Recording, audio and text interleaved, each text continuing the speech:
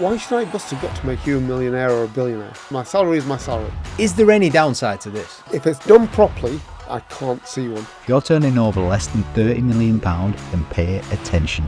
Ifty Nasir is the CEO of Vested, the UK's original share scheme and equity management platform. Emotionally, psychologically, what you bring to the table changes if you've got a stake in it. If the business does well, we all do well, as long as everybody's in it. Having everybody pushing in the right direction, why wouldn't you give everybody a piece? He's a strategic leader and is taking the complexity and the cost out of setting up and managing share and option schemes for UK SMEs.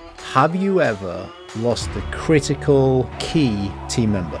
More often than not, it's because they're not feeling valued. This could be the change that you need to hear. He's on a mission to transform the shareholder world. Let's do this. It's not about employees, it's everybody who's key to your success, whether it's a coach, whether it's a strategic partner, whoever it is, should be vested in the business.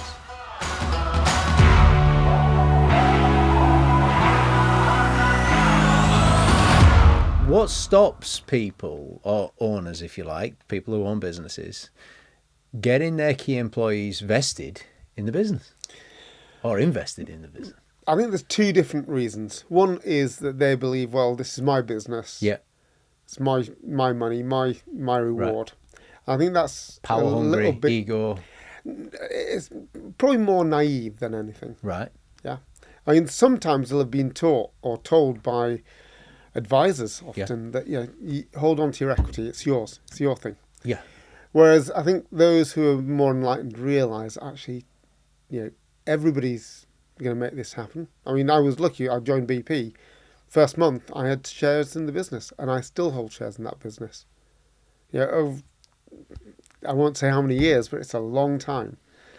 And you got in at the right time. Sorry. And you got in at the right time. Got in at the right time. Whether I got out at the right time or not is another question. But the fact is that, firstly, as I say, founders who think that they're the only people who are key to success are deluded or naive. But also, if you want somebody to, make that difference, bring that, why should I bust a gut to make you a millionaire or a billionaire? I've got my salary is my salary. Well, and it's interesting to see how that emotional connection to the business changes, emotionally, psychologically. What you bring to the table changes if you've got a stake in it, however small that is. Kind of want to ask you a question here, but I want to ask the audience a question as well. And I'm going to ask the audience the question first, and then I'm going to ask it to you. So the question is, have you ever lost the critical or key team member ever? Have you ever lost them? Have they ever left your business? And if so, why? Why did they leave? And I want to ask you the question. I just wanted to get in the heads of what you're about to tell us. So why do people leave? Key people. More often than not, it's because they're not feeling valued. I mean, sometimes you can't keep hold of everybody. I mean, there's no business out there that has the resources to hold on to everybody. And there are circumstances where that, a team member doesn't have the luxury of waiting for that long-term reward, which equity is. Equity, if you think about your salary is your day-to-day, your annual bonus is an annual bonus. Yeah. Equity is a long wavelength reward. It's about the success of the enterprise over a period. It's not tomorrow. For some people, they don't have that luxury of waiting. And you will have people needing to leave. But if they have that ability to hold on, why wouldn't you want the benefit of helping? And so many businesses that we see, moving from,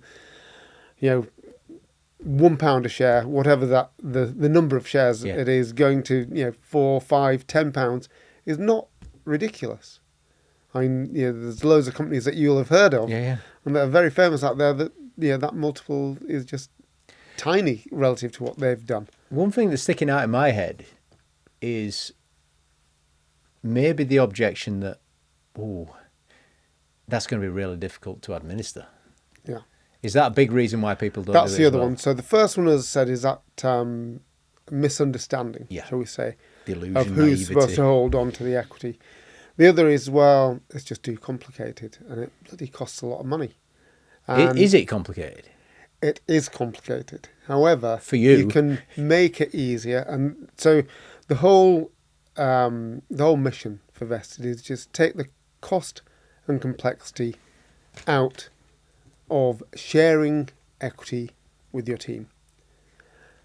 Now, when we talk about sharing, it's never about giving equity away, giving shares away. A lot of people think, I'm not going to give that, give shares away. Well, never should you. You should never give shares away. It's a very valuable commodity.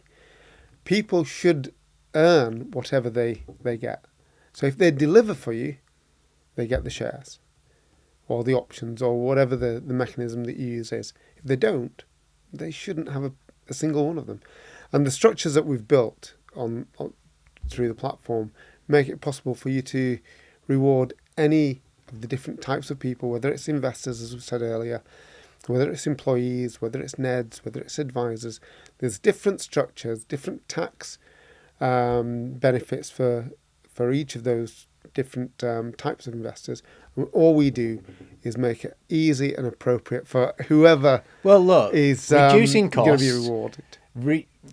Removing, reducing complexity. It's almost removing. It's almost removing complexity. Yeah. Is it almost reducing costs as well? I mean, is this? No, it's very much reducing costs. I mean, so if you think about this from a magnitude perspective, let's say when we started, the cheapest EMI, which is an enterprise management incentive, which is for employees only, that would cost you 10 to 15 grand just to set up, let alone maintain and make sure it remains compliant with, because anything with a tax wrapper has to be maintained and held compliant, otherwise it's dead. So when we first started, we took that right the way down to £1,000. I mean, it's a little bit more than that now, but not materially more, but far safer. And the complexity associated with it took us about 4 or 5 months to sort out my own EMI for my team when we set it up. Firstly, it was wrong, so we ended up having to redo it all anyway. And it cost a ridiculous amount. So the whole objective when we kicked this off was about just getting people vested in the business. You need your team. They need to be on board. And the easier you can make that possible, the better the contribution you'll get from all those that myriad of different people that you need on board. And you can even do it with partners, strategic partners. You wouldn't do it for the supplier of paper clips, but a strategic partner. You think about it, if I'm giving you a discount, or if I give you money, it's a very straightforward transactional equation. Let's say I need to buy 5 widgets. My shares are worth £1. I have to sell 5 of those shares to an investor. He gives me £5. I go and take those £5 and I go to the supplier of the widgets. I give him the £5 and I get 5 widgets. Right. Now, the equation for the supplier is very different to the equation with the cash guy. For the guy who's going to give you 5 widgets, might think, I like your business. Tell you what, I'll give you the 5 widgets for a number of shares. And as long as you can manage that arbitrage, as long as even if it's 4 shares for 5 widgets, you're better off, are you not? Right? You've only had to give 4 of your shares for the 5 widgets. But now that guy holds your paper. He is vested in your success, is he not? Mm. He wants that paper to be worth more tomorrow than it was when you gave him it. So now when he's got a marginal decision that might help you, why wouldn't he do that? Look, So you've done 2 things. Firstly, you've reduced the cost of getting your widgets. So that's a big benefit. And now you've got somebody who's vested in your success. Is that why you called it vested?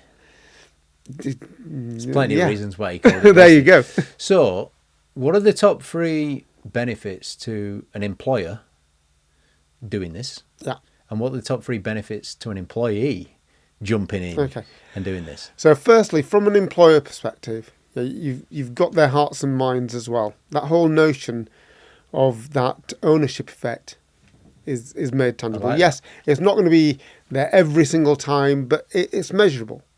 And on a portfolio basis, it is measurable. Across 100 employees, you'll get more if they've got a stake in the business than if they didn't. And You've got there's the hearts enough and evidence minds. about. It's quite good, that, Yeah. isn't it? You care about them. So, well, firstly, they know that this is not just about you. If we win, you get a piece of the winnings as well. So you're giving them that confidence.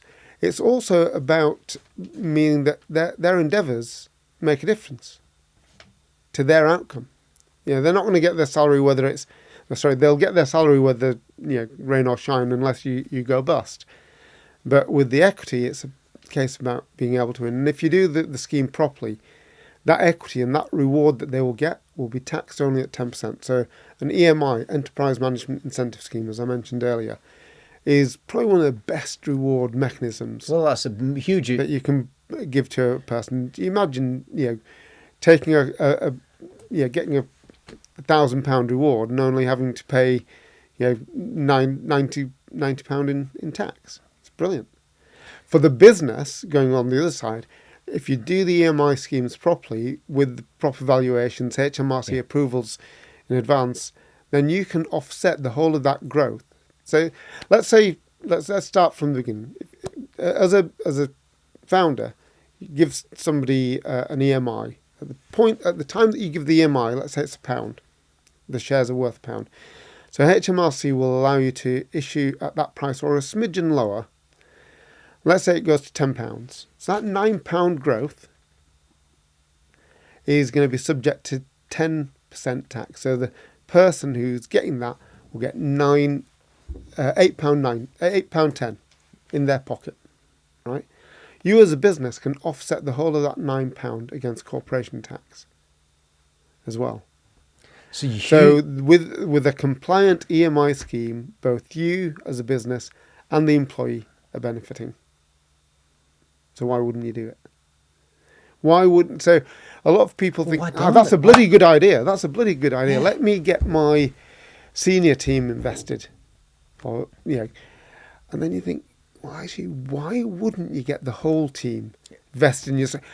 Having everybody, pushing in the right direction, lifting the whole of the organisation up. Why wouldn't you give everybody a piece? So the VPs, the directors, they may have a different level, but everybody's part of the success. Give everybody a small piece. Do you know what that's ringing bells in my head as you're saying this? Is the alignment of the team. We're all fighting in the same way. We've all got the same shared goals. The common goal goes up. Everybody wants the same thing. It's not an individual bonus. It's not a team bonus or departmental bonus. It's the success of the enterprise. That's what we're all aligned to, and that's what's going to make us the biggest return. Is this taking off, or is this the best kept secret? I think it was a best kept secret when we started, because there were a handful, maybe 3,000 or 4,000 taking place of EMIs each year. I think it's 3 or 4 times that now, and we've had other people copying us as well, and building off our success, which is great, because the objective that we had was to get more people vested in the businesses that they're part of, and you're achieving it. And the fact that we're helping piles of people do it, and others have jumped on the bandwagon as well. It's brilliant. That objective is being fulfilled. Do you know what? Right. So alignment was standing out to me. Another thing that's standing out to me is pressure. If I own the business, sometimes it can feel like all the pressure's on me. I'm going to bed at night and I'm holding all of this pressure, and I'm waking up at 2 a.m. with the sweats. But just getting everyone invested, I've got this picture in my mind where I'm just giving a bit of this pie or this cake or this pressure out to everybody else. That's a brilliant way of putting it. I think that's who's holding the pressure? Everyone. Yeah. We all are. Yeah. We're sharing it. And we've Absolutely. got to perform. And you'll get based on what you actually deliver. And everything that we do is conditional. Nothing is without the quid pro quo. Nothing. Because as I said earlier, nobody should ever give away their equity. It should always be as quid pro quo for something that they're getting, whether it's the nous of the counterparty, whether it's the money of the counterparty, whether it's the endeavour, the labour of the counterparty. You bring to the table, you help us win, you get a piece of the winnings. If the business does well, we all do well. Yeah. As long as everybody's in it. Yeah, but also those who don't make that contribution, as long as you've got the right mechanisms in place, you can pull their shares back. If they deliver, they get. If they don't deliver, why the hell should they? And you do the hard yards and removing complexity and getting the right kind of policies in place and the legal agreements. Yeah. And the tax agreement, the structure that allows you to do this is what we've taken all the cost and complexity away from. You've grabbed my attention. You will definitely grab the attention of a lot of business owners listening to this, because you're doing that at a fraction of the price of, what you said at the start. And make it easy. You should be able to, having sat down with somebody, let's say it's an action coach. Why shouldn't you be able to shake hands on a deal that's, yes, there's the day rate, but what if I leave some of this on the table and take a risk with the knowledge that I believe I'm going to bring to the table? The contribution I'm going to make is going to move this business. It's not just me giving you a bit of flannel. It really is going to make a difference. I believe it, and I'm willing to leave money on the table. Have you got a coach? Have I got a coach? I do. How many? I have one. Okay. But I guess I've had the luxury of many over time. Yeah, no, the reason I ask how many is actually typically what I'm observing in the coaching world is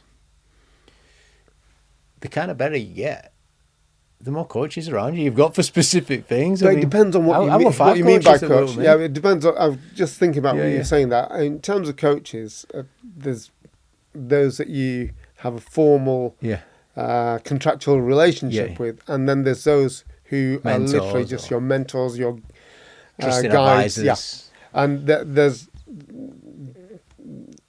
probably 5 or 6 that I could rely on, and again, it's not a cash transaction, but I guess in a funny way, we're all vested in one another's success. We're there for one another, and we give that honest feedback. And look, as far as vested is concerned, anyone who's on through the agreements, they're all vested. Yeah. So I mean, another thing is standing out from my perspective, I'm just going to shine a light on what I'm seeing here, by the way, is attraction. You become more attractive. If more desirable for people to want to come and work for you. I think there's 2 really big benefits in addition to that tax benefit that we mentioned earlier, but it's about that the retention and attraction. So getting people on board and then holding onto them, especially once they. So one of the tools that we have on the platform is a recipient portal. So the person who's getting the shares typically vesting over a time horizon. What we try and do is, because in the old days, if you had an agreement, it was 20 pages of stuff that nobody even reads. So on the recipient portal on Vested, you can see each month you've got a few more options in the business, and if you can see that, it makes it real. And then at the bottom, if you do in the what if the shares get to this level, you can see exactly what's in it for you, right? So okay, today the shares are at £1.10. What if we get these to £6? What will be my reward post-tax? And you can think that's real. And the beauty then is, let's say you've got 10,000 shares and they're going to be worth £6, £10, whatever. You can see that if I leave this business, somebody's offering me £5,000, £10,000 to come and join them. What am I going to get? I'm going to get £6,000 post-tax. Here, And I'll know because I'm part of the business. I can see whether we're actually winning or otherwise. What am I leaving? I'm leaving this real tangible reward that's, maybe tenfold that, Do you know, especially with the tax benefit. there's some principles in leadership, in management, in performance. And I was taught this rule by some of the greats. Employees perform much better when they know exactly what's expected of them. Mm-hmm. And they perform even better again when they can see how their performance affects the bottom line. So there's a line of sight between what I do and the impact on the business. So what you're doing here is you're creating a line of sight for everybody. They can see their impact on the business, and it's done for you if you go through your program. Yeah. From a management perspective, that is hugely desirable. I would have to agree. I think part of that is that transparency of the management as well, though, because it's only when people can see what's happening with the business. Yeah. They can see where the value of the business is going. How I'm vested as a business. We share on a monthly basis exactly what's happened through the business, whether it's the number of sales, the profit margin that we're at, the how much the business is making, where the challenges are, so that everybody knows what's happening, and they are all vested in making that outcome real. Is everyone vested? Every single person from the day they join, and to try and make it real, we've got lines in the sand in terms of dates when they will be able to exercise those shares. We will create mechanisms for monetizing those shares. So it's not just a dream. It's not just a pipe dream. You know the top-down communication, bottom-up communication. I'm thoughts are coming in here. It's like, let's say I'm going into the business and there's a big leadership team up here, and I'm vested though from day one, and I can see it's not going right. I wonder how many people communicate up. It's like, guys, what's going on? Yeah. We need to have a meeting. This is not going good. Do you get a lot of that kind of challenge? We do. I mean, firstly, I think the way that we're set up, everybody is equal. Yes, we've got different responsibilities. As the CEO, I have a different set of responsibilities to the head of marketing, or one of the team who's a customer success person who's bringing, making what we do come to real. But it's funny, because we're a remote team, right? So we started the business back in 2014. 2015, we got a little office that we work in Moorgate. Yeah. But we went remote first in 2018, and went fully remote by the end of February 2020. Right. Literally 2 weeks before.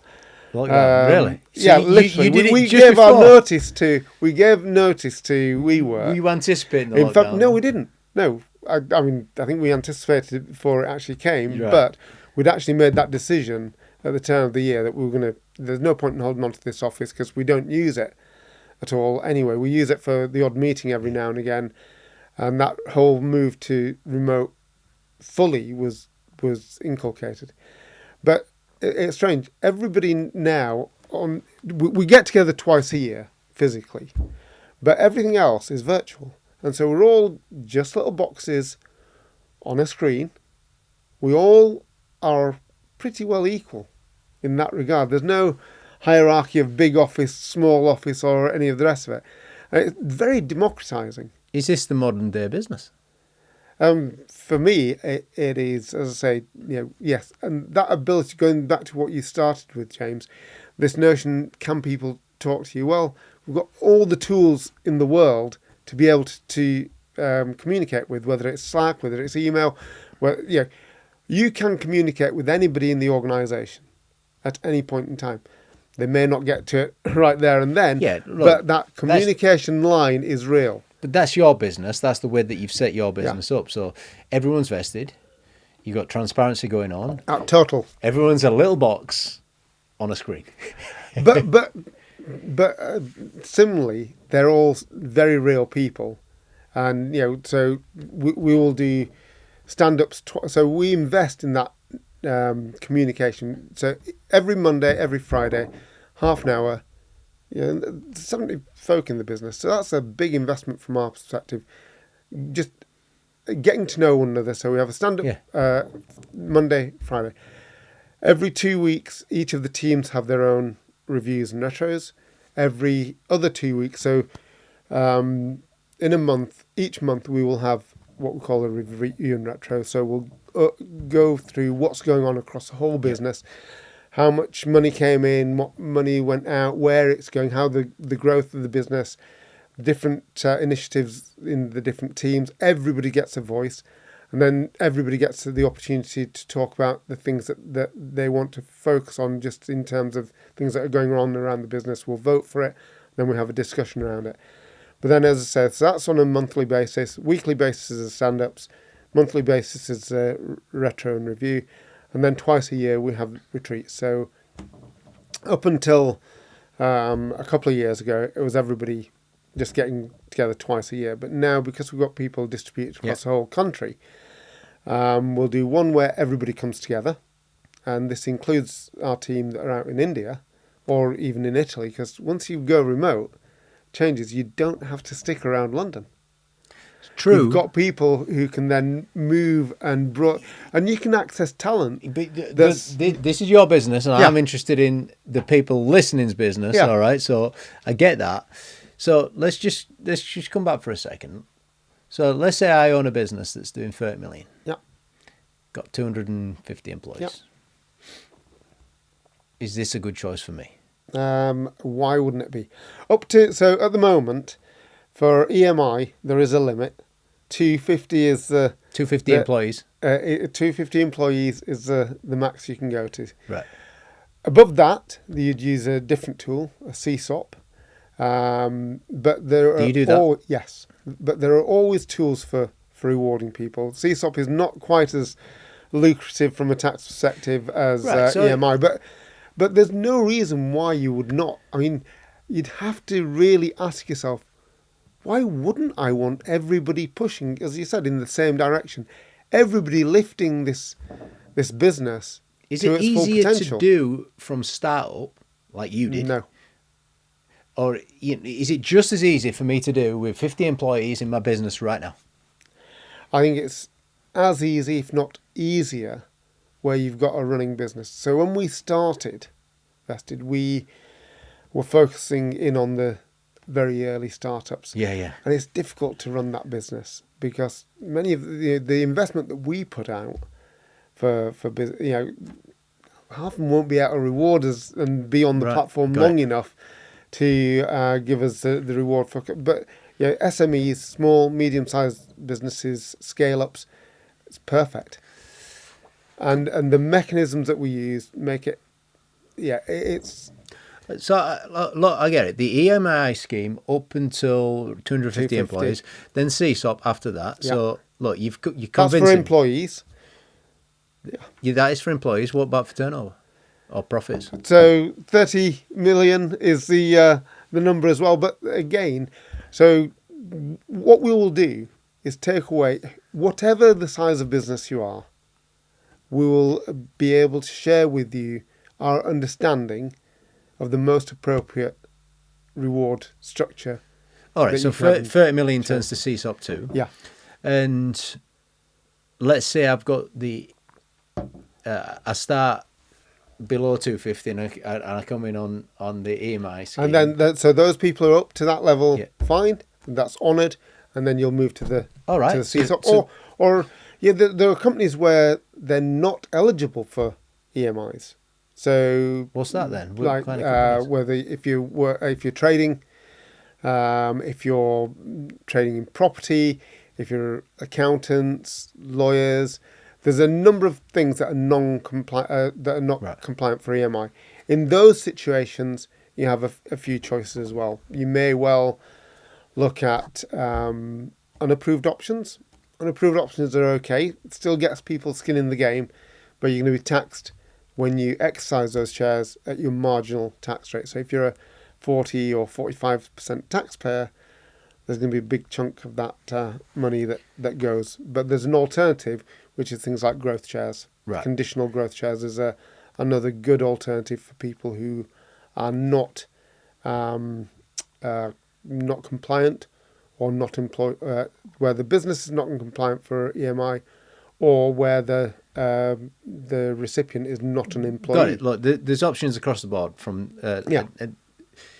I want to go back to something that you said earlier on. So I'm one of the employees, and I'm looking at the graphs. Mm-hmm.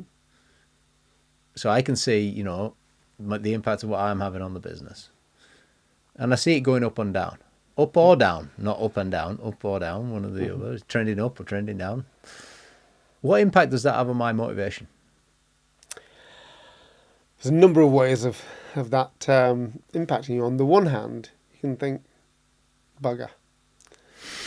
Those shares that I thought I was getting, that I thought was going to be a nice little nest egg, are not going to do so much.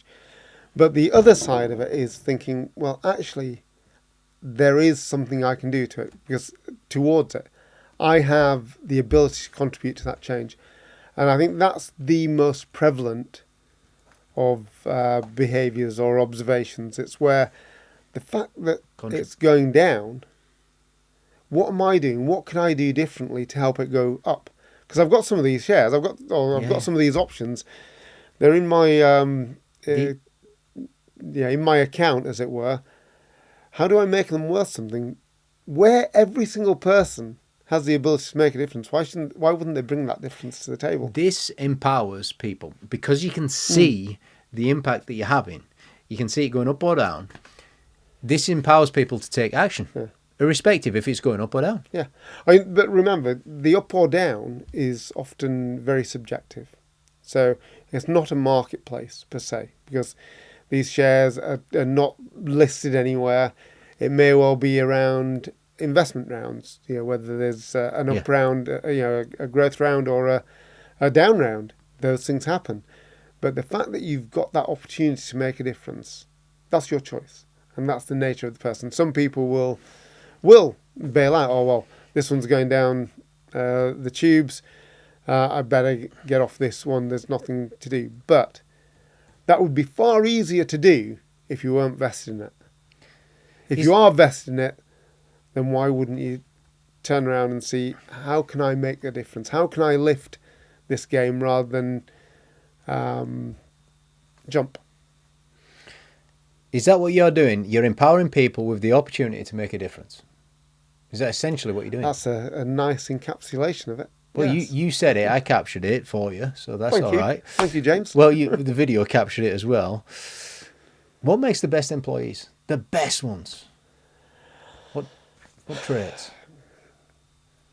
What makes the best employees? I think it's those with the attitude to make a difference. Now, some of them may well come across as a bit oddball, a bit cantankerous, but they may well be the ones who are really committed to making a difference. Those who, for want of a better phrase, blow smoke. That's not necessarily the only good employee.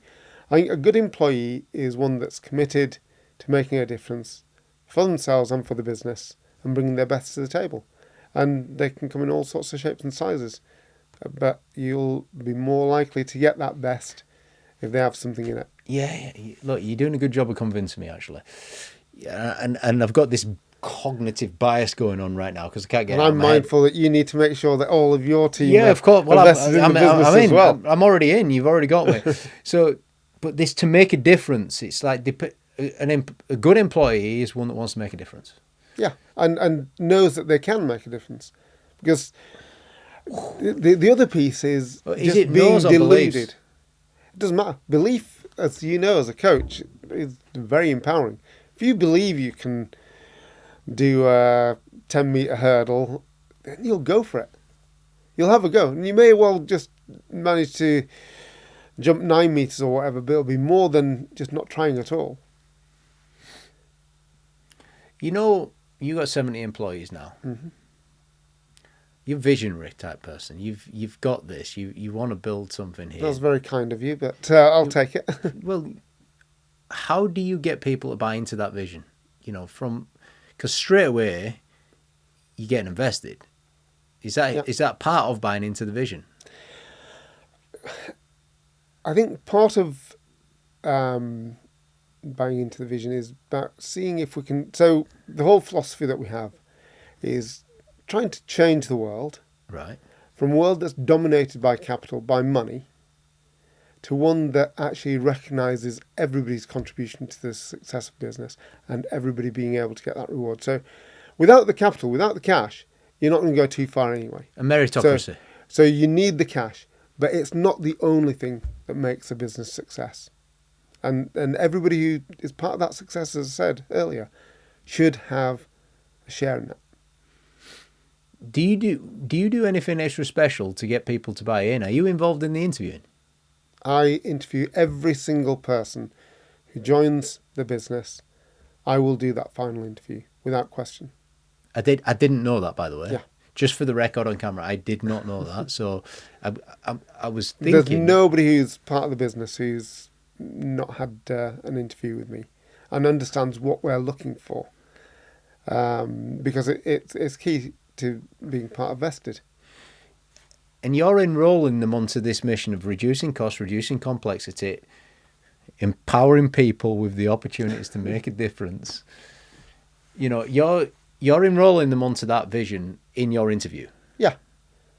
And I need to feel that they're in that same place. And the interview is typically 45 minutes, an hour, 45 minutes, let's say. So it's an investment from my perspective. Do you ever say no? Yeah. Sometimes I like it when people turn up to an interview and they're a bit nervous. You know, that gains points for me sometimes. You know the smoke and mirrors that you were talking about, the overly confident type thing. But I quite like it when people are nervous for interviews. Are people nervous around you? Because you're a pretty relaxed kind of guy.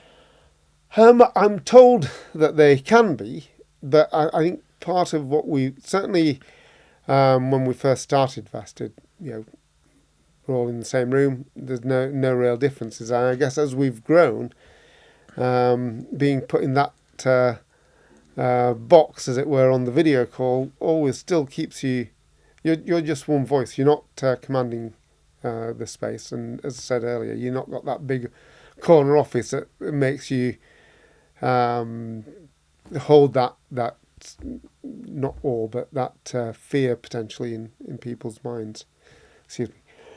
Are you familiar with Napoleon Hill, Think and Grow Rich, 1937? No. He wrote a book called Think and Grow Rich. He studied sort of successful people, America it was, and one of the takeaways from the book is the willingness to go the extra mile. Willingness to go the extra mile. Is that a trait of a top employee? Now, extra mile can mean a whole host of different things. So some people think it's about work hours. Some people think it's about excellence to the customer and being honest and transparent and all that kind of thing. Is that a trait of a top employee? If you're not willing to go that extra mile, let me give you an example of when we were in COVID, right? We had probably our biggest growth phase during that period. So for a couple of weeks, actually a couple of months, everything almost flatlined. I mean, we were fortunate that we had a subscription business, so even if it was only a small increase, but every single month since we've started, we've actually grown as a business. Wow. Every single month. And we can see that because we show the charts to everybody each month, every retro. It's impressive. We show that every single month since we rebuilt the platform. September 2017 is when we start from on our chart, and every single month thereafter. So even during COVID, it was growth. But after COVID, after everybody was in lockdown, it was interesting. People realised or seemed to understand or appreciate that everybody's got 101 decisions to make every single day, marginal decisions.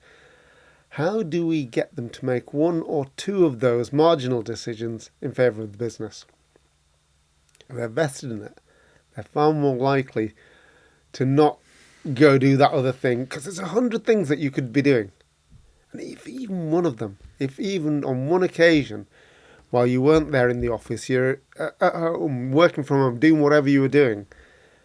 What if 1 out of every 100 marginal decisions actually went in the company's favour?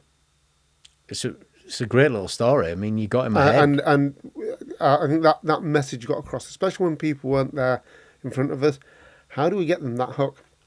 Yeah, we can do all sorts of monitoring on their computers, keystrokes, and all the rest of it. It's rubbish. Well, look, It's rubbish because it's getting people to bring all of themselves to the table, bring their best to the business while they're working. it's stacking the odds in your favour. Getting everyone invested in the business Yeah. is stacking your odds in your favour, essentially. You know, because, like you've said, it's just 1 or 2 marginal decisions, little small things that can accumulate over time. But they're making that in favour of the business because they're invested in it. As I said, it's just like the R factor on COVID. What's the next steps? People on here right now thinking, how do I do this? You just check out Vested, that's VESTD.com.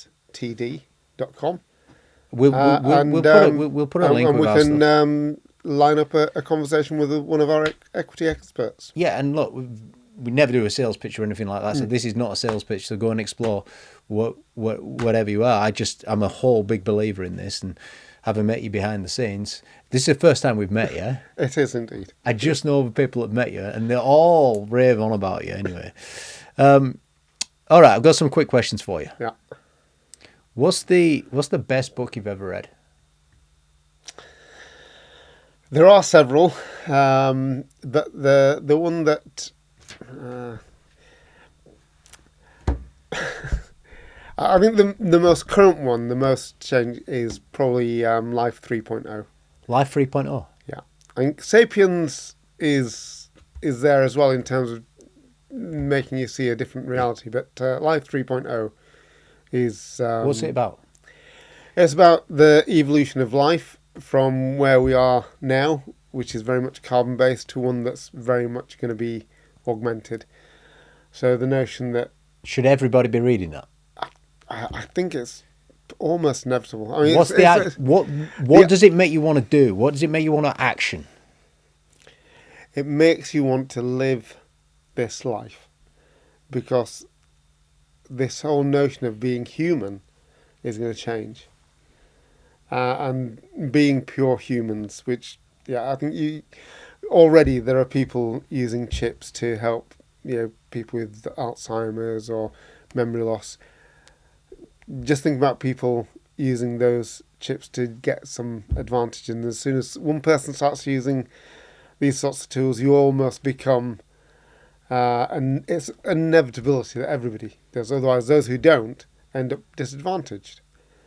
And so that change, I think, is, well, the book talks to it becoming more real and sooner than never. And it's, well, the title. It also talks to the power of AI and each of us having that access.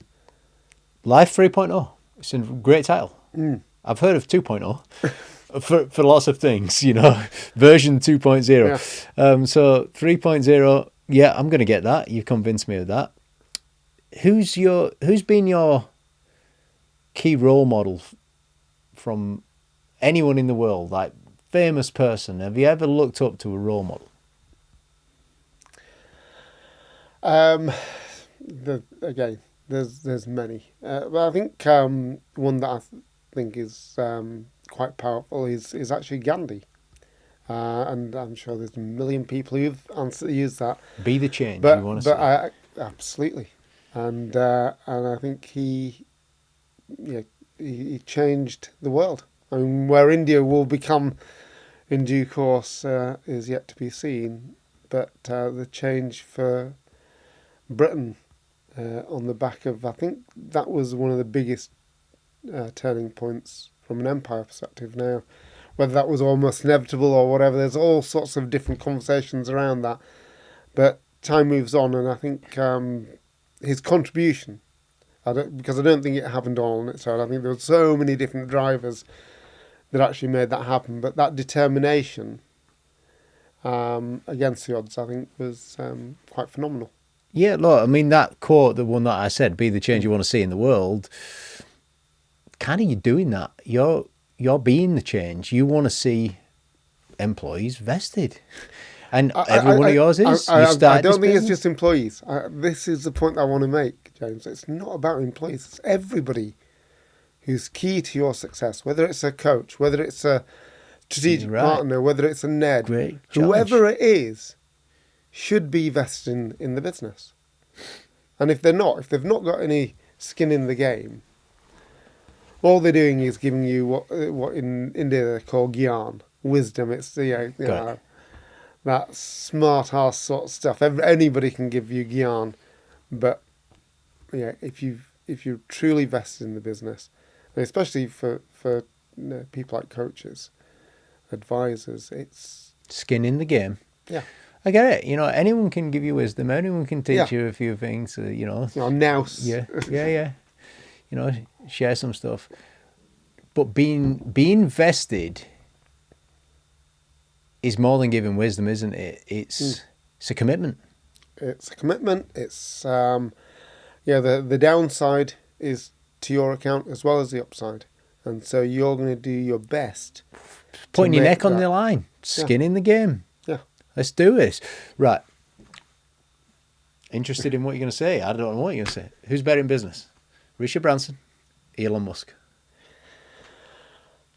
I guess I've admired both of them at Yeah. times. I think probably about 5 years ago, I was actually at a Vistage dinner, and I put Elon Musk on the table as my.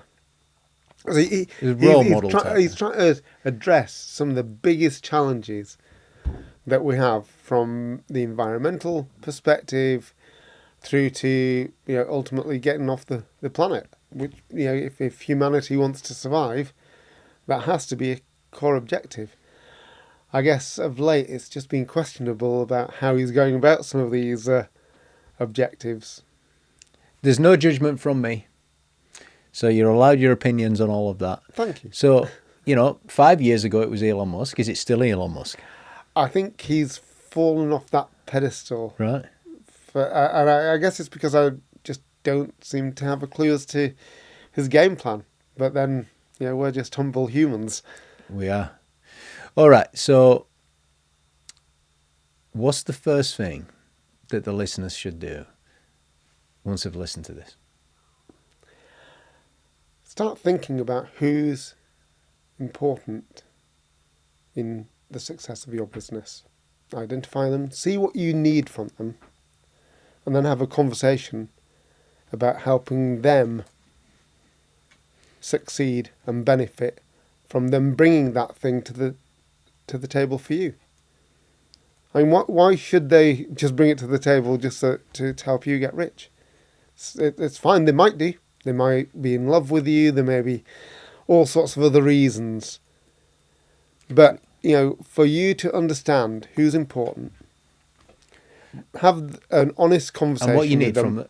Who's important, what you need from them, then have a conversation, take action. Yeah. And just get them in the game. Get them really on the game, not just spectating, not just, turning up. It's turning up and doing what they need to do for your success, for the business success. As I say, the success of the enterprise rather than any individual department, team, or whatever. Is there any downside to this? If it's done properly, I can't see one. If it's done without the due care and thought that's Right. required, Then yes. then yes. I mean, you can have people losing chunks of their business, and the number that I've seen is just incredible. The conversations that I've had with people, and what they could have done, how they could have avoided it, was just so easy. Right. A simple conversation would have avoided it. But that's the painful thing, when you don't understand what you're doing, and using equity to do that thing is crazy. So talk to somebody who understands it. Make sure you're doing this correctly. Make sure that it's always conditional. Never, ever, ever give your shares away. If you're doing an investment round and somebody promises to give you the cash, you have an advanced subscription agreement. That conditionality has been established. You need to do the same with rewards for those people who are bringing their endeavour or knowledge. Because for cash, it's very straightforward. All the contracts are there, and it'll always be done. But you still have to have those agreements in place. You need the same for equity that's around endeavour. Always conditional. You deliver, you get. You don't deliver, you don't get. I was about to share with you what my favourite part of the session was, and that's why I asked you the downside question. I'm really glad I did, because my favourite part of this session is you have absolutely unequivocally convinced me, and I'm fully immersed in this. I believe you've convinced me that there is no downside to this as long as you do it correctly. Yeah. So talk to people who understand what they're doing. So that's been my favourite bit. What's been your favourite bit? My favourite bit has just been hearing your accent, and well, we both got Yorkshire accents, you see. There you go. It's been a very comfortable chat. Yeah. It's very engaging, James. You've got that smile right the way through the conversation. Yeah. Well, you've There's got that smile that just brings people to their ease. Thank you very much, Ifty and Vested. Thank you, James. Hey there, James here with an exciting announcement. The BizX Awards is coming to the ACC Liverpool from the 18th to the 19th of April with an incredible lineup of speakers. You're going to meet the likes of Stephen Mulhern, Donald Miller, Deborah Meaden, and many, many more. Book your spot right now at thebizx.co.uk. And if you've enjoyed listening to the Business Excellence podcast, make sure to comment your top learnings and favourite moments, as well as like and subscribe. See you next time.